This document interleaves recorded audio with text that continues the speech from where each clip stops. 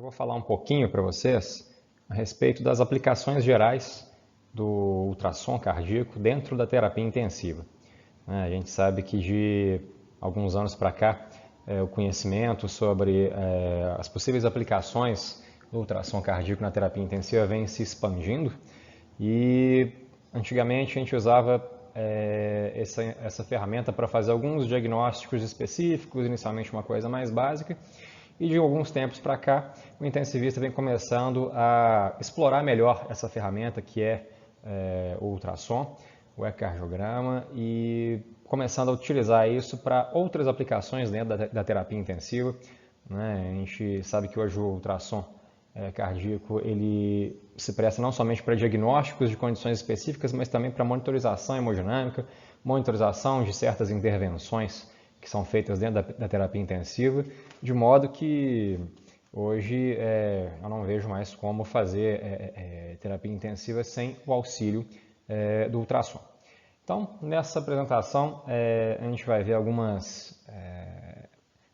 uma forma mais geral, quais são essas aplicações, e depois nas aulas subsequentes a gente vai falar de forma mais detalhada sobre cada uma desses tópicos que a gente vai falar nessa aula, como fazer na prática, como fazer a aquisição das imagens, como fazer a interpretação, tudo isso de forma mais detalhada a gente vai ver em aulas subsequentes.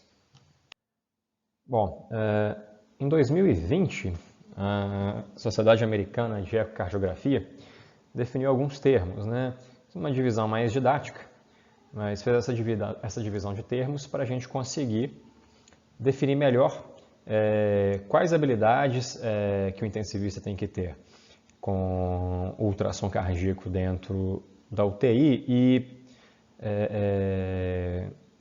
quais níveis de habilidade que definem cada uma dessas nomenclaturas que eu vou falar aqui. Como eu disse, isso é uma definição didática, a gente sabe que o conhecimento e o uso e as aplicações do ultrassom são um contínuo, a gente vai desenvolvendo isso num contínuo.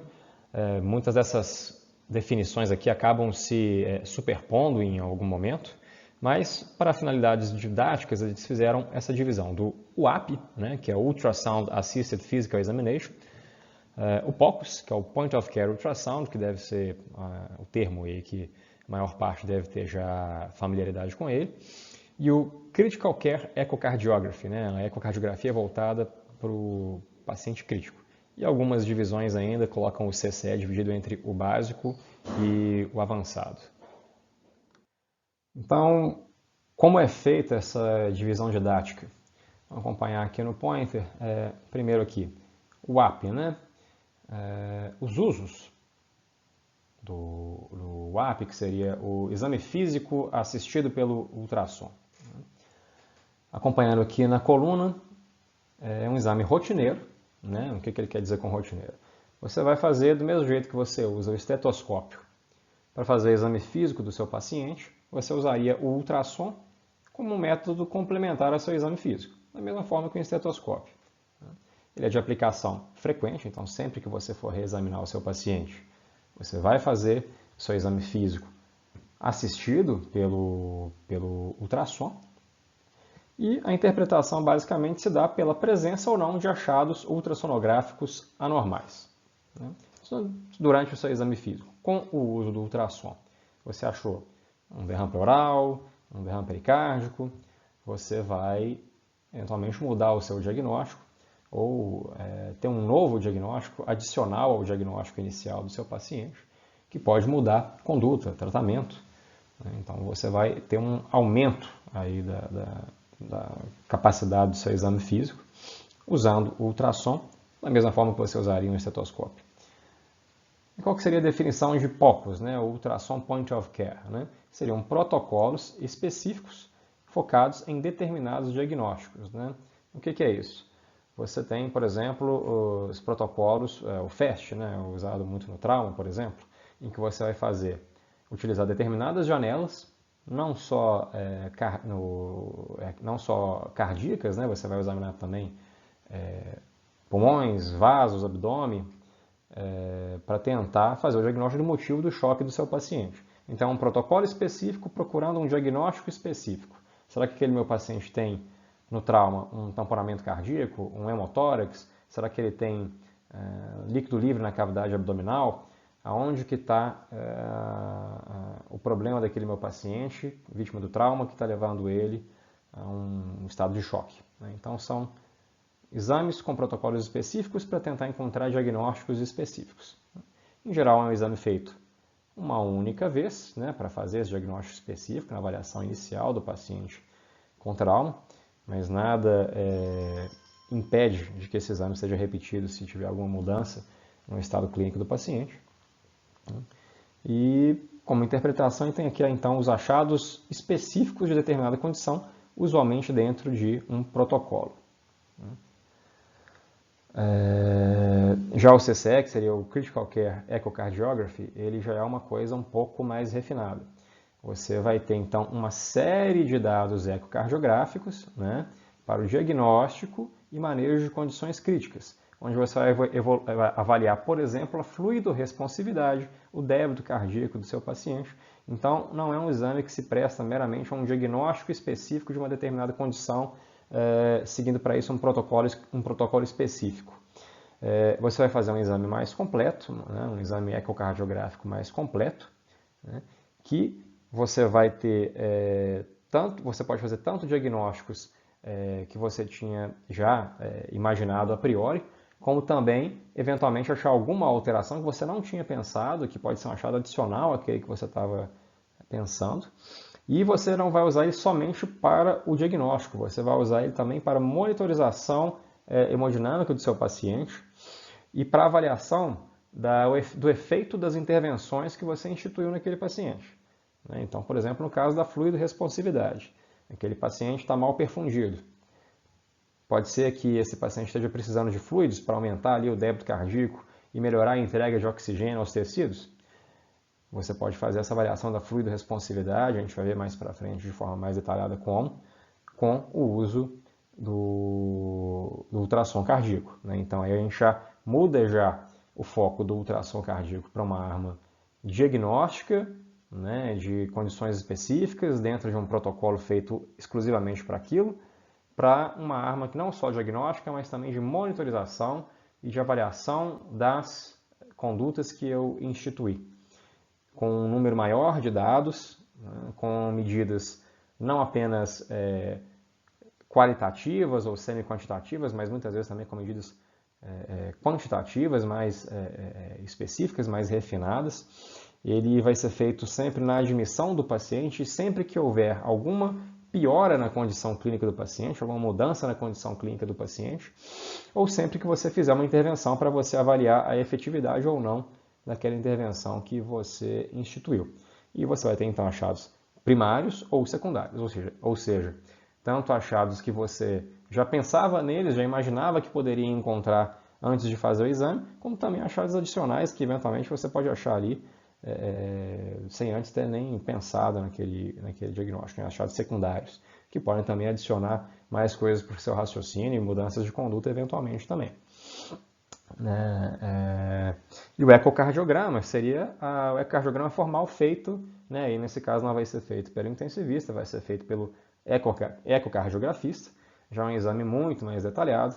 Ele vai fazer uma avaliação ecocardiográfica completa, tanto morfológica quanto funcional, da estrutura cardíaca, das válvulas, dos gradientes, das pressões de enchimento. E ele não vai ser necessariamente voltado para um diagnóstico específico, ele vai ser um exame completo, né, e vão ser reportadas todas as alterações dentro ou fora da normalidade, todos os achados que estejam dentro ou fora da normalidade. Então não é aquela coisa guiada por um determinado diagnóstico, né? Um exame mais completo, que tanto achados normais como anormais, da estrutura cardíaca completa, seja ela anatômica quanto funcional, vão ser todos relatados no exame. E vai ser feito pelo ecocardiografista, não pelo intensivista, né? Então não é esse o escopo do nosso curso, né? Mas essas informações que o POCUS ou o CCE ou o próprio AP podem trazer para a gente são de um valor muito grande. Eu posso citar recentemente um caso que a gente recebeu na UTI onde eu trabalho. Uma paciente que foi admitida na UTI possivelmente com um choque séptico de foco cutâneo. Quando ela deu entrada na UTI, ela realmente tinha uma celulite no braço, mas a gente achou esquisito porque a repercussão hemodinâmica estava sendo muito severa para uma celulite que era relativamente discreta. Não entendemos então muito bem o motivo do choque, utilizamos o ultrassom cardíaco e foi vista uma imagem aderida na válvula mitral.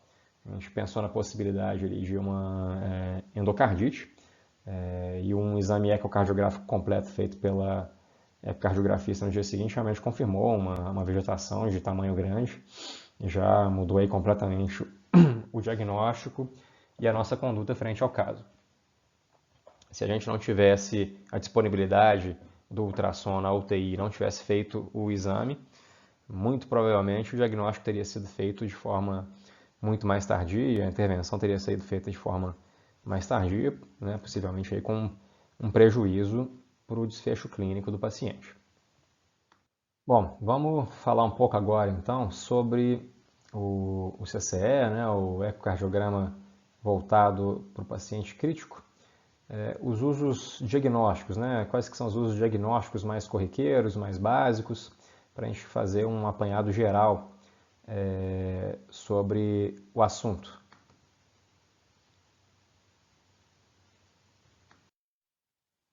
Falando especificamente, né, do tema desse nosso curso, que é especificamente sobre o ultrassom cardíaco, acho que uma das grandes ajudas que ele dá para a gente é no diagnóstico dos estados de choque hemodinâmico, né? Como eu disse, muitas vezes o paciente chega sem um diagnóstico específico, chega hipotenso, mal perfundido, um diagnóstico sindrômico de um choque, sem um diagnóstico etiológico específico, e o ultrassom ajuda muito no diagnóstico, né? A gente pode primeiramente avaliar a função biventricular, uma forma subjetiva ou uma forma qualitativa, né? Está vendo aqui, nessa primeira figura, vou mostrar aqui com o pointer. Nessa primeira figura aqui a gente está vendo o ventrículo esquerdo, né? Com a parede aqui um pouco mais hipertrofiada, e a gente vê que aqui ele está na diástole, né? E aqui na sístole. Né? Então a gente está vendo que as paredes dele na sístole, elas se encontram, elas encostam uma na outra. Né? Então se você tem um ventrículo esquerdo que visualmente você está vendo ali que entre a sístole e a diástole as paredes do ventrículo se encostam uma na outra ali, mostra uma avaliação subjetiva de que o seu ventrículo esquerdo tem uma boa função. Ele não te permite fazer uma avaliação quantitativa, nem semi-quantitativa, né? Não te permite falar, por exemplo, o quão bom ou quão ruim é o ventrículo, mas ele te permite pelo menos falar que, olha, aquele ventrículo não tem um comprometimento importante da função dele, é um ventrículo de função preservada. Né? Então, muito provavelmente não é um defeito de bomba cardíaca, né? Não é um choque cardiogênico, um defeito de bomba cardíaca que está contribuindo ali para aquele choque do seu paciente. Né? E especificamente aqui nessa figura, a gente vê, né, a função biventricular dessa vez medida não de forma subjetiva, mas de uma forma quantitativa, através do método de Simpson. Né? A gente tem que ter um pouco de cuidado dentro da terapia intensiva com a interpretação da fração de ejeção, né? Principalmente em momentos em que o paciente está tendo variações grandes de volemia. Um quadro clássico aí que a gente pode ver disso é do paciente que está na fase inicial da sepse, ainda não foi feita a ressuscitação volêmica, por conta disso a pré-carga está diminuída, né? A quantidade de sangue que está retornando ao ventrículo é pequena, e aí um ventrículo, né, mesmo que já disfuncional, como a quantidade de sangue que está voltando é muito pequena, mesmo um ventrículo disfuncional pode conseguir empurrar, né, para fora do ventrículo, em direção à aorta, um percentual significativo daquele pequena quantidade de sangue que voltou para o coração. Então a gente teria uma fração de ejeção preservada ou próxima do preservado, mas um volume sistólico pequeno, um débito cardíaco pequeno, e mesmo que a força de contração do coração já tivesse aí um certo grau de comprometimento. Você vai fazendo a ressuscitação volêmica do seu paciente, aumenta a pré-carga, o retorno venoso começa a aumentar, a quantidade de sangue começa a retornar para o seu coração, começa a ser maior, né? Com isso você pode aumentar o seu débito cardíaco, também por mecanismo de Frank-Starling, e aumentar o seu volume sistólico, né? Então o seu débito cardíaco aumenta, e como está voltando muito sangue para o seu coração, pode ser que o seu coração já não consiga mais ejetar uma fração muito grande daquele sangue que retornou. Ou seja, a fração de ejeção pode até estar menor do que antes, mas o volume sistólico aumentou, o débito cardíaco aumentou, e você está conseguindo entregar mais oxigênio para os tecidos periféricos do seu paciente. Então, fração de ejeção e volume sistólico, débito cardíaco, força de contração do coração, isso são coisas que não necessariamente andam em paralelo, e a gente vai ter que, no contexto da interpretação da fração de ejeção no paciente de terapia intensiva, que está tendo variações rápidas da volemia, ter que ter esse cuidado na interpretação dela. Bom, uma outra situação em que o ultrassom cardíaco pode ajudar bastante é nos casos de dilatação do ventrículo direito, sugerindo aí uma sobrecarga de pressão, um aumento da resistência vascular pulmonar, principalmente se o paciente estiver dentro de um contexto clínico epidemiológico que sugira alguma patologia aguda que possa levar a esse quadro. Então, se você tiver, por exemplo, um paciente que foi submetido recentemente a uma cirurgia que seja de alto risco para complicações tromboembólicas. Esse paciente evolui com um quadro clínico típico, como uma dispneia, dor torácica, uma hipoxemia, e depois evolui com um choque, um colapso hemodinâmico. Você passa o ultrassom no paciente e vê um ventrículo direito dilatado, isso te dá mais um elemento para pensar numa complicação tromboembólica, numa embolia pulmonar. Da mesma forma, se o choque desse paciente, ao passar o ultrassom, você vê que ele tem um ventrículo direito de tamanho normal, já passa a ficar muito improvável de que o colapso hemodinâmico daquele paciente tenha sido por um fenômeno tromboembólico. Existem outras aplicações também que a avaliação do ventrículo direito pode ter, né? Por exemplo, no paciente que está com quadros de injúria pulmonar, de SARA, esses pacientes, muitas vezes, a própria SARA e a própria estratégia de ventilação mecânica que você usa, né, para ventilar esses pacientes pode fazer com que você tenha um aumento da resistência vascular pulmonar, levando a um quadro de falência do VD, um quadro de corpo pulmonar agudo. E isso pode ser utilizado, inclusive, para você ver a tolerância do seu paciente aos parâmetros ventilatórios, né? Como que o coração do seu paciente está respondendo, está tolerando aqueles parâmetros ventilatórios que você está usando. Então, se você começa a ventilar seu paciente com parâmetros muito altos e você vê que isso está começando a gerar uma pior hemodinâmica do seu paciente com dilatação do VD, isso pode fazer com que você tenha que mudar um pouco a sua estratégia de ventilação mecânica, né?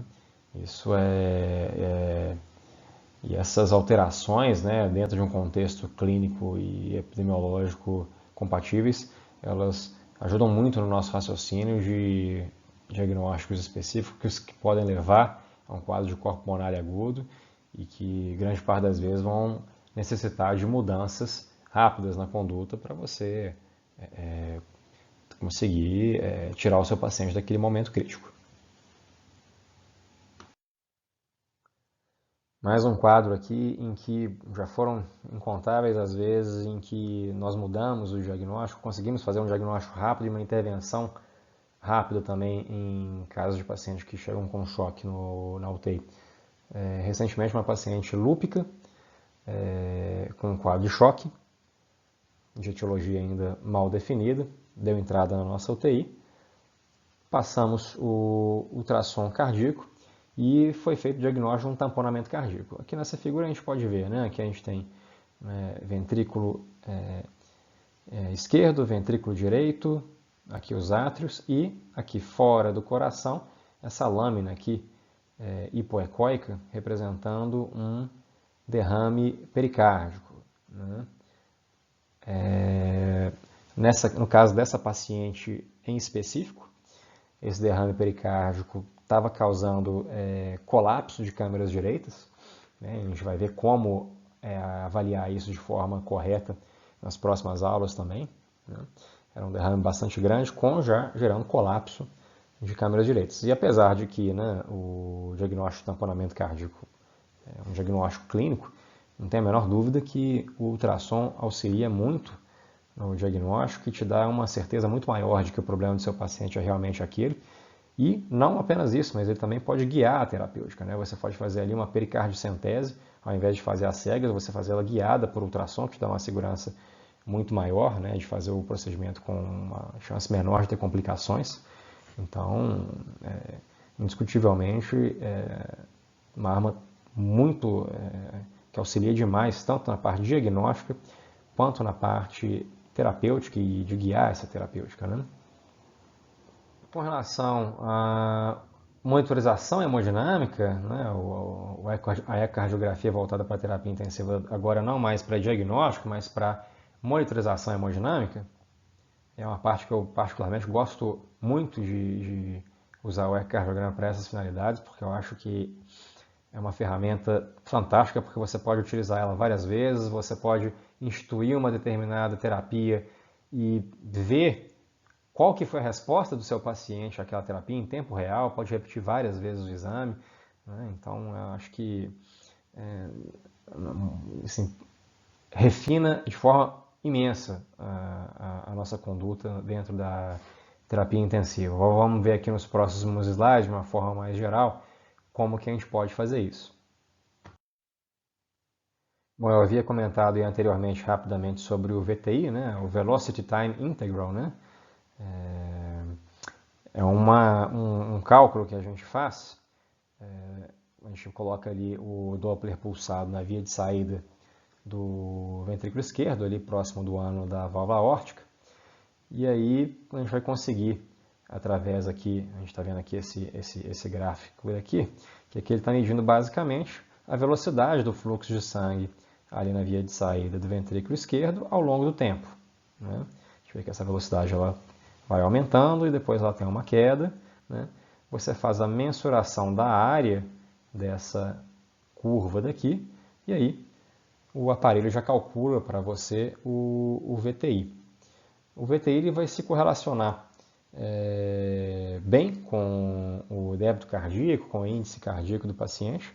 A partir do VTI é que você vai calcular o volume sistólico, e tendo calculado o volume sistólico é só multiplicar pela frequência cardíaca que você tem o débito cardíaco. Mas o VTI então ele pode ser, né, uma medida que você vai usar para correlacionar com o débito cardíaco. Mas o mais interessante do VTI não é nenhuma medida isolada dele, é que você vai poder fazer as medidas de fluido-responsividade através da mensuração das variações do VTI ao longo do tempo, né? Antes e depois de você ter instituído uma prova volêmica no seu paciente, como a gente vai ver no próximo slide. Então, agora a parte então, de fluido-responsividade, né? Dentro da monitorização hemodinâmica que você pode fazer com o ecocardiograma, a predição de fluido-responsividade. Então, você tem um paciente que está chocado, que está mal perfundido, que você, seja né, através de exames laboratoriais e exame clínico, você supôs que aquele paciente não está tendo uma oferta de oxigênio adequada para os seus tecidos. Será que esse paciente, se você fizer uma reposição volêmica para ele, você vai poder melhorar o débito cardíaco do seu paciente e com isso melhorar a entrega de oxigênio aos tecidos? A gente tem dentro da terapia intensiva, né, já uns bons anos para cá, a gente sabe que as medidas estáticas, né, como por exemplo PVC, são ruins, né, para dizer se o seu paciente é fluido responsivo, se ele vai responder, se o débito cardíaco dele vai melhorar quando você der volume ou não. E aí teve uma mudança, né, da utilização de métodos estáticos para métodos dinâmicos, né? Os métodos dinâmicos que inicialmente a gente começou a usar com maior frequência foram a variação da pressão de pulso, né? Que é basicamente no paciente em ventilação mecânica, sedado, idealmente curarizado, usando determinados parâmetros de ventilação mecânica, em ventilação controlada. O paciente também tem que estar monitorizado com uma pressão, com uma PIA, né, um cateter de pressão intra-arterial, e aí você avalia a variação da pressão de pulso através da curva da PIA ao longo do ciclo respiratório, né? E dependendo da variação, do nível de variação que a pressão de pulso estiver tendo ao longo das variações do ciclo respiratório, você pode inferir que esse paciente tem ou não fluido responsividade. Um outro método também que inicialmente foi muito usado foi o índice de distensibilidade da veia cava, né? Então, qual que seria a variação do calibre da veia cava, dependendo do ciclo, de qual fase do ciclo ventilatório, também do paciente na ventilação mecânica. Então, se a variação do calibre da veia cava fosse grande, sugeriria que esse paciente também fosse fluido responsivo. Só que esses métodos a gente sabe que eles têm diversas limitações, né? Como, por exemplo, não podem ser aplicados em pacientes com quadro de hipertensão pulmonar, pacientes sem uso de dreno de tórax, pacientes com arritmias cardíacas, com síndrome de hipertensão intraabdominal, de forma que alguns autores mostram que esses métodos só poderiam ser utilizados em cerca de 20% dos pacientes dentro da terapia intensiva. Através do VTI, a gente consegue ter uma mensuração mais fidedigna de fluido responsividade, alguns trabalhos aí mostrando que ele seria mais sensível, mais específico, né, com uma área da curva ROC também melhor do que o delta-PP e do que a variação da veia cava, e com a possibilidade de ser aplicado num número maior de pacientes, porque ele não depende da presença de ventilação mecânica, ele não sofre aí interferências de presença de dreno de tórax ou de outros limitantes que a gente encontra aí no delta-PP e na variação do calibre da veia cava. Então ele pode ser usado num número maior de pacientes e com um rendimento melhor em termos, né, de especificidade, sensibilidade e análise da área da curva ROC. Basicamente, como eu já falei no slide anterior, você mede aqui o VTI, que seria a variação da velocidade ali do sangue na via de saída do VE ao longo de um determinado tempo. E se o VTI aumentar em 15% ou mais depois que você infundir fluidos no seu paciente, isso é bastante sugestivo de que o seu paciente é fluido responsivo e de que você vai conseguir sim aumentar o débito cardíaco dele e possivelmente a entrega de oxigênio para os tecidos com a infusão volêmica, né? E uma das grandes vantagens é que você não precisa efetivamente infundir volume no seu paciente. Você pode fazer, por exemplo, uma manobra de elevação passiva das pernas, né? Essa manobra de elevação passiva das pernas, ela seria equivalente, entre aspas, né, à infusão de fluidos, porque você está tirando o sangue que está represado na perna dos membros inferiores do seu paciente e jogando de volta para o tórax, né, para o coração. Então seria como se você estivesse fazendo, né, um teste volêmico para o seu paciente. E se após a elevação das pernas, né, você tiver um aumento superior a 15% do VTI, possivelmente seu paciente vai se beneficiar de fluidos para aumentar o índice cardíaco. E quando a gente associa o ultrassom pulmonar ao ultrassom cardíaco, a gente pode ter ainda mais informações, né? A gente já tinha colocado ali a possibilidade de você fazer uma avaliação da repercussão sobre câmaras direitas que a ventilação mecânica está causando, né, no coração direito do seu paciente. E Através do ultrassom pulmonar, a gente pode ver também essas alterações aqui, né, que são as linhas B, né, que a gente vai ver futuramente aí também com mais calma, que são basicamente essas linhas que vão desde a pleura até o final aqui do campo do ultrassom e que apagam o padrão normal, né, o padrão ultrassonográfico normal do pulmão, que seria o padrão de linhas A. Né? Essas linhas B mostram, dentro de um contexto específico, elas podem ser sugestivas de que você está com o conteúdo de água pulmonar e extravascular aumentado. Ou seja, você começou a dar volume para o seu paciente e isso acabou infiltrando o seu pulmão. Talvez nesse momento seja já o momento de você começar a parar de dar volume para o seu paciente. Então, você viu que seu paciente era fluido responsivo, você deu para o seu paciente fluidos, mas começou a aparecer linha B ali no pulmão, ou você começou a aumentar demais as pressões de enchimento diastólico do VE. Pode ser já que você esteja começando a passar um pouquinho aí já do tanto que você deveria ter dado de volume para o seu paciente. Então, ele vai te falar, não, o ultrassom ele pode te falar tanto sobre a possibilidade do seu paciente ser fluido responsivo, como também falar sobre a tolerância que o seu paciente teve àquele fluido que você infundiu. Então, como vocês podem ver, por todos esses slides aí que a gente mostrou, é que o refinamento que o ultrassom cardíaco, né, principalmente quando associado aí nesses casos ao ultrassom também pulmonar, o refinamento que isso dá para o nosso diagnóstico e também para a avaliação da tolerância que o paciente está tendo às medidas que a gente instituiu e da efetividade das medidas que a gente está instituindo, nos casos de choque, nos casos do paciente que está com uma ventilação mecânica mais complicada, o número de respostas que o ultrassom dá para a gente é enorme. Né? Então, é uma ferramenta que veio para ficar dentro da terapia intensiva. Não vejo mais retorno nisso daí, muito antes pelo contrário.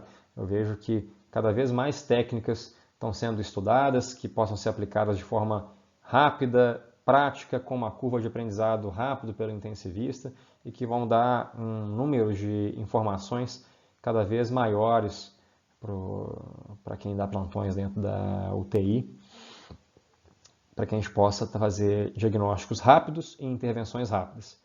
E nos pacientes graves, a gente sabe que isso é fundamental para que a gente consiga diminuir a mortalidade do nosso paciente, para que a gente consiga melhorar os desfechos dos nossos pacientes. Nas próximas aulas, para quem entendeu aí a importância do ultrassom dentro da terapia intensiva, nas próximas aulas a gente vai falar mais detalhadamente de cada um desses pontos que eu citei, para que você possa aprender a fazer isso efetivamente na prática, como que você usa o ultrassom, como que você utiliza os recursos do ultrassom, como que você vai posicionar a sonda corretamente no seu paciente, como que você vai fazer a aquisição correta das imagens, interpretar corretamente isso, para que você possa, no seu dia a dia, utilizar todos esses recursos que eu comentei aqui para fazer a avaliação, o diagnóstico e a monitorização do seu paciente. E eu não tenho dúvida nenhuma de que, da mesma forma que isso aconteceu comigo, vai acontecer também com você,